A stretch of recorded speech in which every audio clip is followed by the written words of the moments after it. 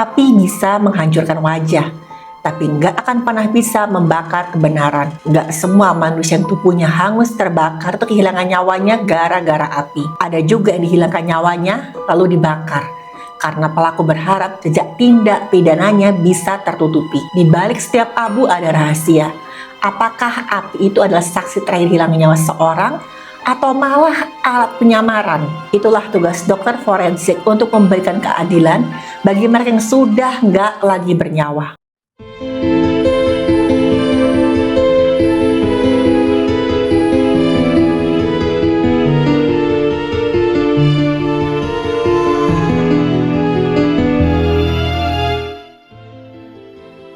Halo, saya Dr. Stefani.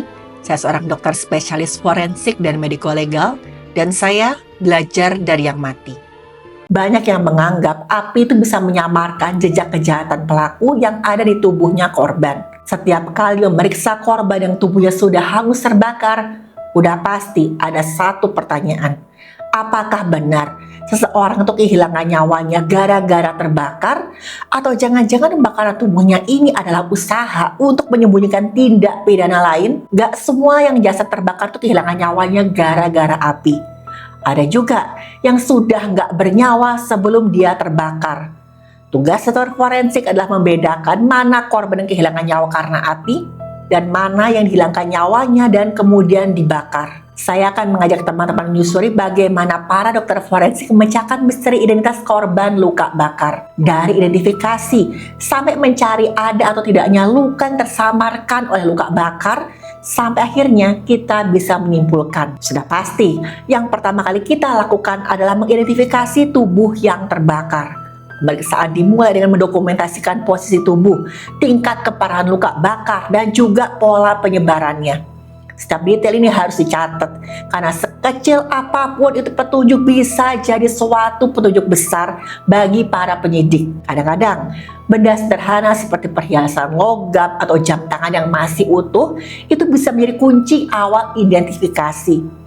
Nomor seri jam tangan, jenis gelang hingga bentuk gesper semuanya bisa dikonfirmasi ke keluarga yang terkait. Dan hampir semua jasad luka bakar tuh kulit dan wajahnya itu sudah hancur. Jadi salah satu metode identifikasi yang bisa dilakukan dan akurasinya lebih dari 90% adalah rekam gigi. Gigi bisa bertahan di suhu ratusan derajat Celcius. Pemeriksaan gigi dilakukan oleh ahli kedokteran gigi forensik. Dokter gigi forensik akan mencatat ciri pada struktur giginya jasadnya korban. Dan fun fact ya teman-teman, gak ada orang yang struktur giginya sama. Oleh sebab itu, gigi itu sama uniknya dengan sidik jari dan juga DNA. Setelah ciri gigi pada korban dicatat, barulah nanti kita bandingkan dengan rekam gigi dari dokter gigi yang pernah datangi oleh korban. Kalau nggak ada rekam medisnya, kita bisa pakai metode lain. Walaupun metode ini tuh akurasinya nggak sebesar rekam gigi. Nama metodenya adalah superimposisi, membandingkan gigi depan pada tubuh yang terbakar dengan foto semasa hidup, di mana tersenyum dan kelihatan giginya. Dokter forensik memotret gigi tubuh yang terbakar dari sudut yang sama seperti di foto lama. Kemudian menumpuk dua gambar itu secara digital. Kemudian akan dilakukan penyesuaian posisi bibir, garis senyum, dan bentuk gigi sehingga kedua sejajar sempurna.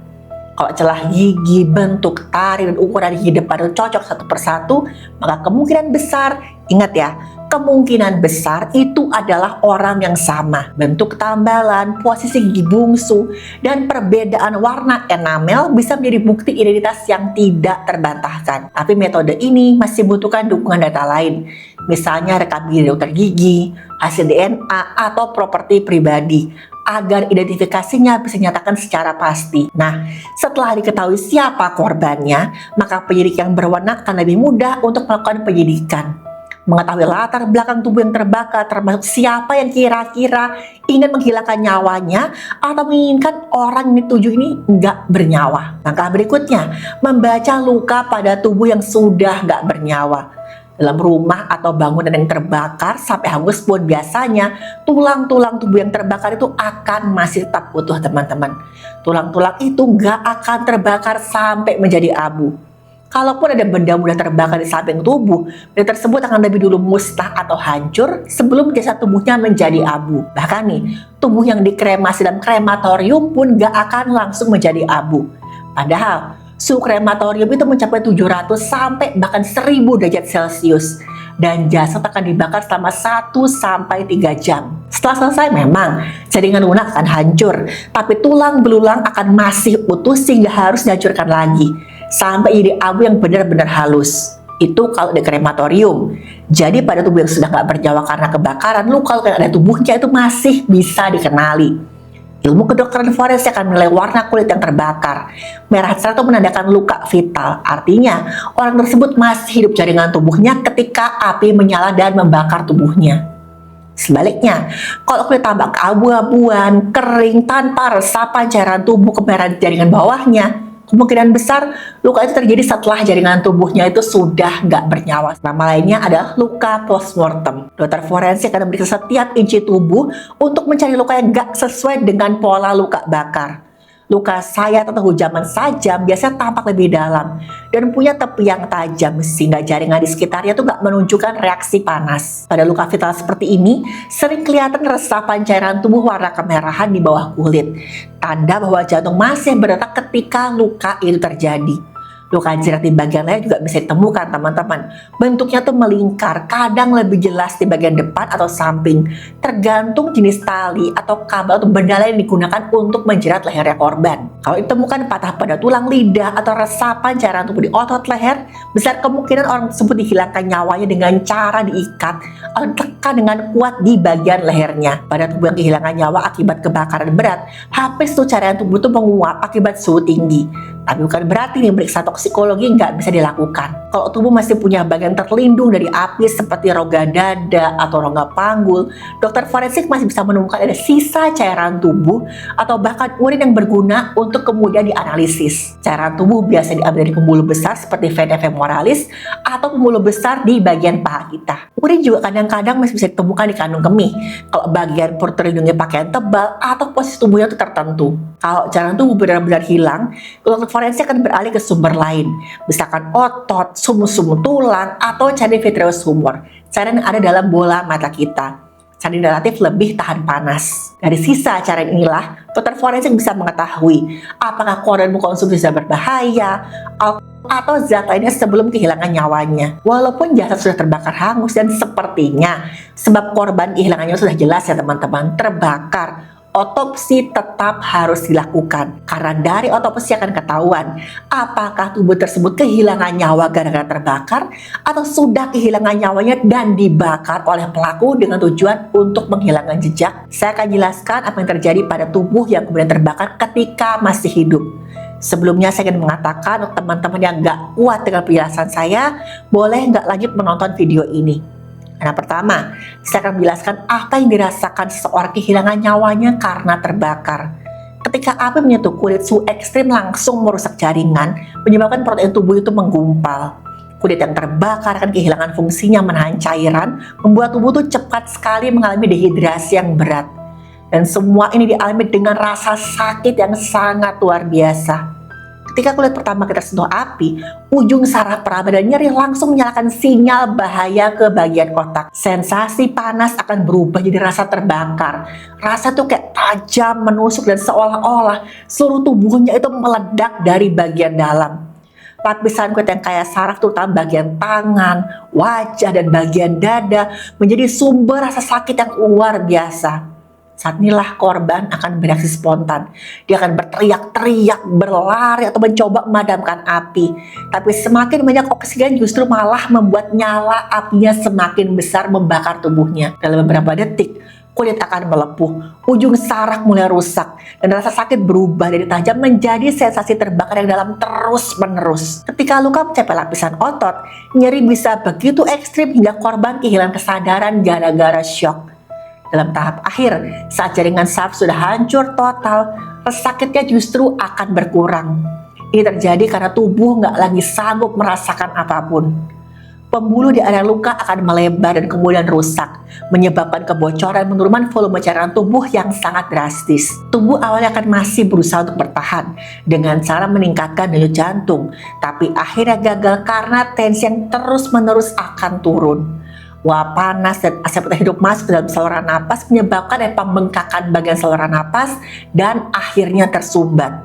Karbon monoksida dari asap menempel pada hemoglobin menggantikan oksigen. Buat otak dan jantung pun kekurangan oksigen. Karbon monoksida atau CO itu adalah gas yang nggak berwarna, nggak berbau dan sangat-sangat berbahaya. Sering muncul dalam kebakaran tertutup. Ketika tubuh terjebak dalam kebakaran menghirup asap, CO akan masuk dalam paru-paru, langsung berikatan dalam hemoglobin dalam cairan tubuh. Ikatan CO dalam hemoglobin ini lebih kuat daripada oksigen, lebih kuat sekitar 200 kali lipat. Jadi oksigen akan kalah saing dengan CO, sehingga oksigen nggak bisa lagi menempel dalam cairan tubuh. Akibatnya, meskipun korban terus-menerus bernapas, cairan tubuhnya nggak lagi membawa oksigen ke otak, jantung, dan organ-organ vital lainnya. Sel-sel tubuh mulailah kekurangan oksigen, menyebabkan pusing, kehilangan kesadaran, dan sampai akhirnya korban akan kolaps total. Tubuh biasanya nggak lagi mampu bernapas dengan normal, dan hilangnya nyawa bisa terjadi hanya dalam beberapa menit. Dalam hitungan menit hingga jam, korban bisa kehilangan nyawa akibat kombinasi antara shock hipovolemik, gagal napas, dan juga keracunan karbon monoksida. Banyak tubuh yang terbakar itu sebenarnya kehilangan nyawa bukan gara-gara terbakar, tapi gara-gara menghirup gas CO ini lebih dulu. Pada otopsi tubuh yang kehilangan nyawa karena terbakar, salah satu temuan khasnya adalah otot berwarna merah cerah. Disebabkan ikatan karbon monoksida dengan hemoglobin, membentuk karboksi hemoglobin di dalam cairan tubuhnya. Warna merah terang ini bukan karena cairan tubuh yang masih segar, tapi gara-gara CO menggantikan oksigen pada hemoglobin. Ketika tubuh masih hidup saat kebakaran terjadi, biasanya akan ditemukan jelaga pada saluran napas, mulai dari rongga hidung, laring, hingga trakea dan juga bronkus. Jelaga ini menandakan tubuh tersebut menghirup asap panas dan partikel pembakaran ketika masih bernapas. Sebaliknya, kalau saluran napas masih bersih, nggak ada jelaga, kemungkinan besar tubuh tersebut sudah nggak bernapas lagi ketika api menyala. Pemeriksaan laboratorium dilakukan untuk mengukur kadar karboksi hemoglobin. Kok di atas 50% itu sangat-sangat fatal. Dan ini menunjukkan ya teman-teman, kalau tubuh tersebut kehilangan nyawanya akibat menghirup gas CO, bukan gara-gara terbakar langsung. Jadi kombinasi tiga hal ini nih, otot merah cerah, jelaga pada saluran napas, dan kadar CO tinggi dalam cairan tubuh merupakan bukti yang kuat kalau tubuh tersebut masih hidup, masih bernapas ketika api menyala sampai membakar tubuhnya. Saat pemeriksaan dalam inilah kita juga bisa mengambil sampel jaringan tubuh untuk pemeriksaan DNA. Karena di sini dokter forensik akan mencari bagian tubuh yang paling terlindungi dari panas, karena DNA mudah rusak pada suhu tinggi. Salah satu jaringan terbaik yang sering digunakan adalah namanya otot psoas, yaitu otot besar terletak di bagian dalam rongga perut di sisi tulang belakang. Otot psoas ini relatif terlindung oleh tulang belakang dan massa organ di sekitarnya, sehingga sering banget akan masih utuh meskipun bagian luar tubuhnya itu terbakar hangus. Potongan kecil otot psoas diambil dengan alat steril, disimpan dalam wadah khusus dan dikirim ke laboratorium DNA. Selain otot psoas, jaringan yang bisa digunakan itu antara lain juga gigi geraham, tulang paha, atau sumsum tulang, tergantung tingkat kerusakan pada tubuhnya. Di laboratorium, DNA diekstraksi dari sel jaringan, kemudian dilakukan proses untuk mendapatkan profil genetiknya. Profil ini kemudian dibandingkan dengan DNA keluarga biologis korban, biasanya di cairan tubuh atau air liurnya. Pemeriksaan DNA bertujuan memastikan hubungan biologis antara sampel tubuh yang sudah nggak bernyawa dengan keluarga yang masih hidup. Dan setiap orang ini sudah pasti mewarisi setengah pola DNA dari ayah, setengahnya lagi dari ibunya. Profil tubuh yang DNA dilakukan tes itu harus menunjukkan kesesuaian dengan minimal satu orang tua biologisnya. Kalau kecocokannya mencapai 99,9% atau lebih, maka identitasnya dapat dinyatakan positif teridentifikasi secara genetik. Setelah diidentifikasi, maka tubuh yang sudah nggak bernyawa akan dikembalikan pada keluarga. Kalau ada indikasi tindak pidana, pihak yang berwenang akan menggunakan hasil otopsi sebagai salah satu barang bukti. Ingat ya teman-teman, api memang bisa menghancurkan wajah, memusnahkan sidik jari, bahkan sampai merusak tulang. Tapi api nggak bisa membakar jejak tubuh sepenuhnya. Di balik setiap hasil identifikasi ada banyak banget hal yang bisa terungkap. Juga ada proses peradilan yang akan masih terus berjalan. Tubuh yang sudah nggak bernyawa memang nggak bisa hidup lagi teman-teman. Tapi mereka tetap berhak mendapatkan keadilan. Itulah makna sebenarnya dari pemeriksaan forensik, mengembalikan martabat orang yang sudah tidak bernyawa. Ilmu forensik adalah tentang kemanusiaan, karena kebenaran akan selalu bertahan. Bahkan jika nyawa terbakar, itu keadilan gak akan pernah padam. Saya Dr. Stefani, saya akan selalu mendoakan yang terbaik.